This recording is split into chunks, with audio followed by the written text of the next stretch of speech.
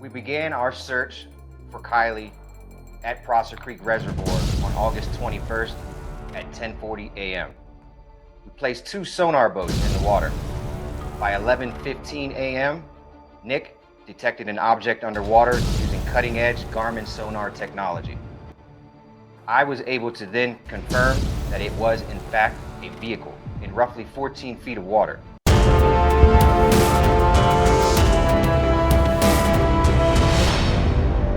Reporter Room with Jessica Della Davies starts now. Welcome to Reporter Room. My name is Jessica Della Davies. I'm an investigative journalist, and today we're going to be talking about the Kiely Rodni case. Let's get into it. Oh my gosh, you guys. Okay, so we have new information from a new witness who came forward to another content creator called Chronicles of Olivia. And according to this party goer, and we're going to call her Jane Doe number 2 because she's the second person who's come forward to Olivia but hasn't given her name and hasn't shown her face and changed her voice. So I'm going to say an alleged party goer because I don't have a way to independently verify that this person is who they say they are. And we're going to be talking about Sami and Jagger and this party. Some things line up and some things do not. So let's get into it. And everything I'm sharing with you today is my opinion, and opinions are not facts. So please don't send any negativity to anyone, anytime, anywhere.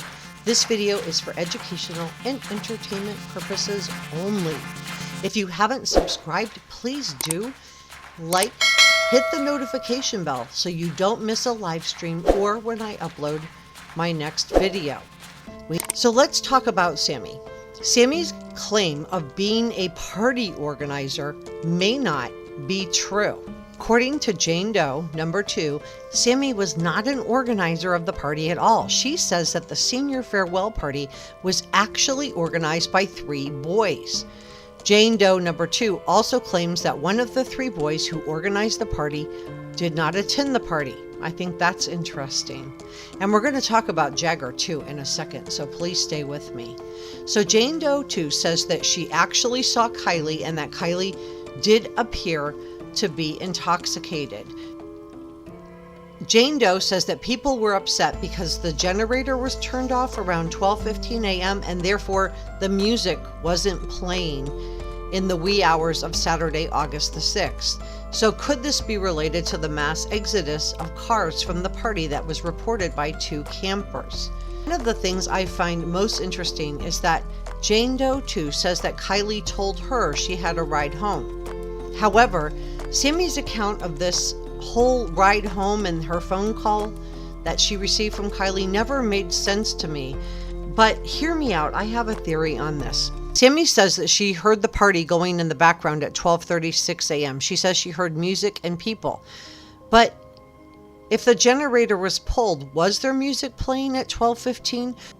According to Jane Doe number 2, there was music playing. She said that one of the guys blocked off the exit route from the party with the vehicle, and another guy climbed on the roof. They opened up the car doors and turned on the music. So this would have blocked Kiely's exit from leaving Lake Prosser campground, right? This would also account for the music that Sami heard in her phone call. So we still have some stuff to dig into on Sami because Jane Doe said that Kiely said she had a ride home. So when Kiely said that, did she mean she was driving herself home, or was she supposed to be riding with someone else? Was Kiely supposed to go home with Sami? Hear me out. Let's consider Sami's statement about Kiely calling her at 12:36 a.m. to offer her a ride home. Maybe Kiely thought she had a ride home with Sami, and that's what this call was about. Maybe it wasn't Kiely asking Sami if Sami needed a ride home. Maybe it was Kiely asking Sami where she was because Kiely was supposed to ride home with Sami. We've all seen red flags in Sami's statements. We've all thought her affect seemed off. And maybe Sami is setting off alarm bells in all of us, not because she did something directly to Kiely, but because she left Kiely without a ride home. Because that 12:36 phone call never made sense. Sami claimed at 12:15 a.m. that she said goodbye to Kiely, hugged her, told her she loved her and to be safe. But then Kiely's calling her 21 minutes later asking if Sami needs a ride home? I don't know, guys. What do you think? Now, the content creator who had Jane Doe number 2 statement seemed to think that Kiely was still alive at 1 a.m., but I don't know if this is true or not because we don't actually have any sightings of Kiely beyond Elsa. So the road was blocked off, and we don't know if Kiely tried to drive home and if this is how she ended up in Lake Prosser or not. We do know that Kiely was only 16 years old. She was a newer driver. We're hearing from multiple sources, including Sami, that Kiely was intoxicated, so her judgment would have been impaired. And now we're learning that the road was blocked off. So did this force Kiely to try to find an alternate route out of Lake Prosser? Remember, she texted her mom that she was going to be leaving the party at 11:30 p.m. and she told her she was going to be leaving in 45 minutes. So knowing how responsible Kiely was, did she try to find an alternate route out of the Lake Prosser campground?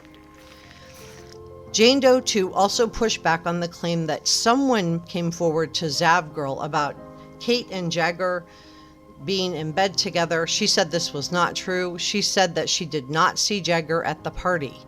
However, she does say that she had difficulty seeing because the generator was switched off or removed from the party around 12:15 a.m. And although there was a moon out, she said there were a lot of trees and it was dark. She also claims that the fight at the party was a friendly fight. She admits there was a fight, but corroborates Sami's account that it was friendly. So again, I can't verify anything that she's saying because I don't know who she is, so I'm not vouching for her. So everything I'm saying is just alleged. So did all of these things combine to lead to Kiely ending up in Lake Prosser? What do you guys think?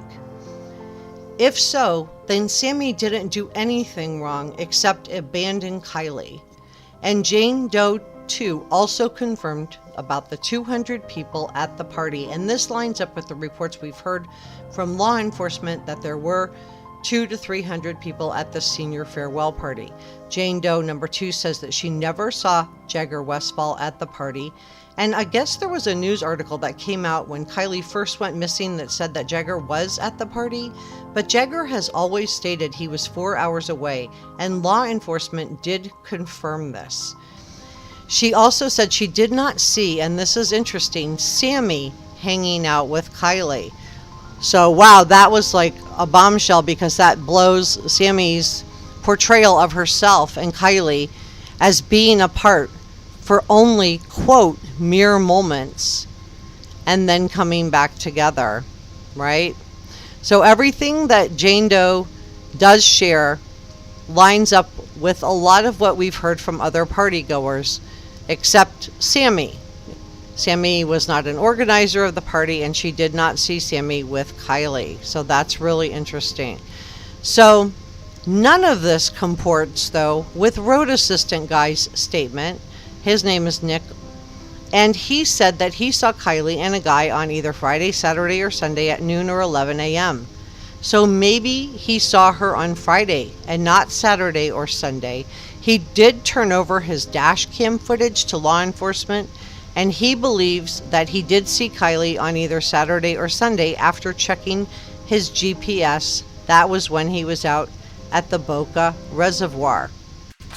Thank you so much for watching, and I will see you next time. Bye.